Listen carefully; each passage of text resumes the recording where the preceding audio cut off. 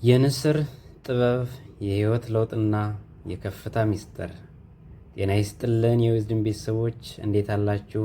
እንዴት ቆያችሁ? በያላችሁበት ሰላማችሁ ይብዛልኝ። ዛሬ በአዲስ ቪዲዮ ለየት ባለ ዝግጅት መጥተናል። እንደሚከተለው አቀርብላችኋለሁ። እንደሚታወቀው ዓለማችን በሚስጥር የተሞላች ናት። ከነዚህ ሚስጥራት መካከል ደግሞ የሰማዩ ንጉሥ ተብሎ የሚጠራውና የንስር ህይወት ቀዳሚውን ስፍራ ይይዛል። ንስር ዝም ብሎ ወፍ አይደለም። ንስር ማለት የጥበብ፣ የጥንካሬ፣ የእይታና ከሁሉም በላይ ደግሞ የዳግም ልደት ምልክት ነው።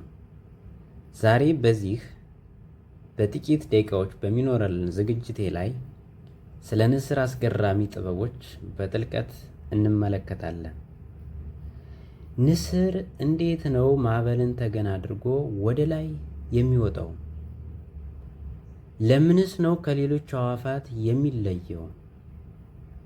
በሕይወቱ አጋማሽ ላይ የሚወስነው የአስፈሪና አስገራሚ ውሳኔ ለእኛ ለሰዎች ምን ያስተምረናል? ወደ ሰማያቱ ከፍታ የምናደርገው ጉዞ አሁን ይጀምራል። እስከ መጨረሻው አብራችሁ ይቆዩ።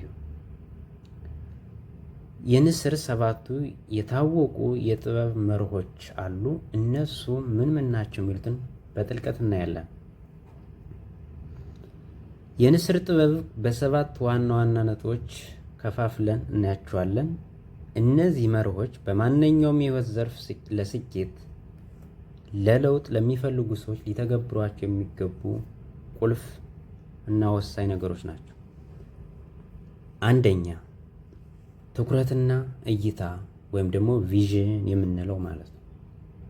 አንደኛ፣ ንስር እስከ 5 ኪሎ ሜትር ርቀት ድረስ ያለን ኢላማ በግልጽ ማየት ይችላል። 5 ኪሎ ሜትር ማለት 1 ኪሎ ሜትር 1000 ሜትር ነው። አባስተን ማወቅ እንችላለን ምን ያክል ርቀት እንዳለ። አንድ የሚያድነውን እንስሳ ካየ አይኑን ከዚያ ነገር ላይ ከቶ ንቅንቅ የለም። እንቅፋቶች ቢመጡም ትኩረቱ ያለው ግቡ ላይ ብቻ ነው። አንድና አንድ ያንን አድኖና እጁ ላይ ወይም ደግሞ ለምግብ ማዘጋጀት ነው የሱ ስራ። 2 ብቻውን የመብረር ድፍረት። ብቻውን አይታችሁ እንደሆነ እነ ተኩላ በግሩፕ ነው። ሌሎችም እንስሳት በጣም ግሩፕ ይወዳሉ። ንስር ግን እንደዚህ አይደለም። ንስሮች ከድንቢጦች ወይም ከሌሎች ትናንሽ ወፎች ጋር አይበሩም። ንስር የሚበረው ከንስሮች ጋር ነው። ካልሆነም ብቻውን ይበራል። ይህ የሚያስተምረን ከጠባብ አስተሳሰብ ካላቸው ሰዎች ጋር ጊዜያችንን እንዳናባክን።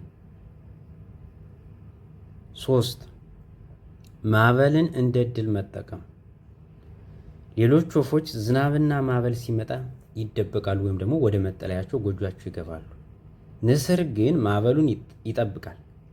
ነፋሱ በኃይል ሲመታው ንስር ክንፉን ዘርግቶ በዚያው በማዕበሉ ንፋስ ታግዞ ከደመና በላይ ይወጣል። እንግዲህ እንቅፋትን እሱ ለምን ይጠቅማል? እንደ አጋዥነት ነው የሚጠቀመው። ማዕበሉን ለማረፍ ይጠቀምበታል። 4 ትኩስ ምግብ መመገብ። አይታችኋል። ሌሎች ጥንባንሳ የምንለው አዋፋት የምንላቸው እኒህ ስጋ የሚበቱ ነገር በተለይ የወዳደቀ ነገር ነው። ንስር የሞተ ነገር አይበላም። የሚመገበው ራሱ አድኖ የያዘውን ትኩስ ስጋ ብቻ ነው። ይህ ማለት ያለፈውን ታሪክና የበሰበሱ ትውስታዎችን ተሸክመን መኖር እንደሌለብን፣ ሁልጊዜም አዳዲስ እውቀቶችንና እድሎችን መፈለግ እንዳለብን ያሳየናል። የዝግጅት ጥበብ። ንስር ጎጆውን የሚሰራው ከፍታ ቦታ ላይ ነው። ጎጆው ውስጥ መጀመሪያ እሾህ፣ ከዚያ ለስላሳ ሳርና ላባ ያደርጋል። ልጆቹ የመብረር ጊዜያቸው ሲደርስ እናትየዋ ለስላሳውን ክፍል ታስወግደዋለች። ግልገሎቹ እሾሁ ሲወጋቸው ምቾት ያጣሉ። ያኔ ጎጆውን ለቀው ለመብረር ይገደዳሉ። ምቾት ማጣት ለእድል አስፈላጊነት ነው ማለት ነው። ስለዚህ አንዳንዴ ከምቾት ቦታ ልቀቁ የሚባለው ለዚህ ነው፣ ለኛ ለሰዎች። አስገራሚው የዳግም ልደት ሂደት እናያለን። አሁን ወደ ንስር ህይወት እጅግ ልብ ሰቃይ ክፍል ደርሰናል። ንስር እስከ 70 ዓመት ሊኖር ይችላል። ነገር ግን 40 ዓመት ሲሞላው ከባድ ፈተና ይገጥመዋል። አንደኛ፣ ጥፍሮቹ ይረዝሙና ይታጠፋሉ። አዳኝነቱ ወይም ደግሞ የማደን ስራው ያከትማል ማለት ነው። ሳካ መንቁር ወይም ደግሞ አፉ የመንቁር ነው የምንለው ለአዕዋፋት ረዝሞ የላይኛውና የታችኛው አፉ ይገጥማል፣ አይከፈትም ማለት ነው። ክንፎቹ ደግሞ ይከቡታል። በዚህ ጊዜ ንስር ሁለት ምርጫዎች አሉት። አንደኛው መሞት፣ ሁለተኛው ደግሞ አሳማሚውን የለውጥ ሂደት ውስጥ ማለፍ ነው። ለውጡን ከመረጠ ወደ ረጅም ተራራ ጫፍ ይወጣል። እዚያም ደግሞ 3 ተግባራቶችን ይፈጽማል። አንደኛው መንቁሩን ከአለት ጋር ያጋጫል።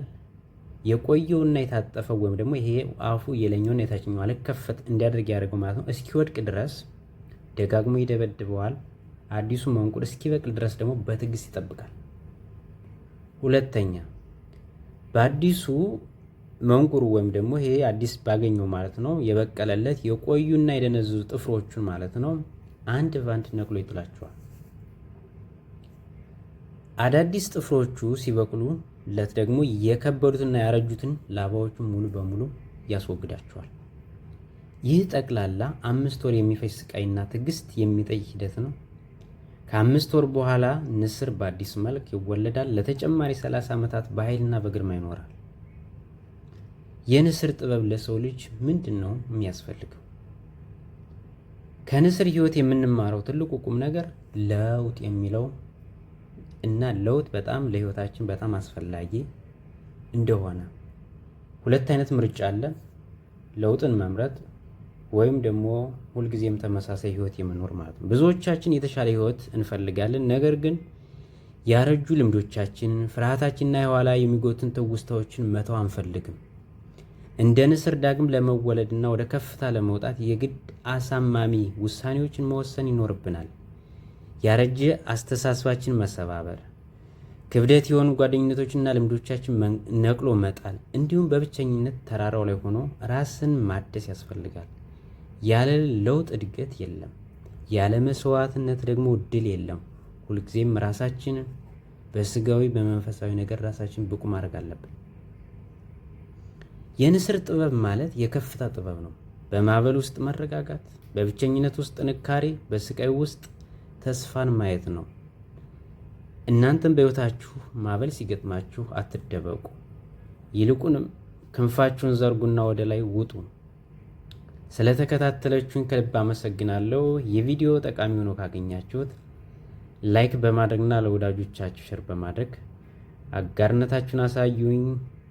የዊዝደም ቻናል በሌላ ድንቅ ዝግጅት እስከምንገናኝ ድረስ ቸር ቆዩ፣ ቸር ሰንብቱልኝ።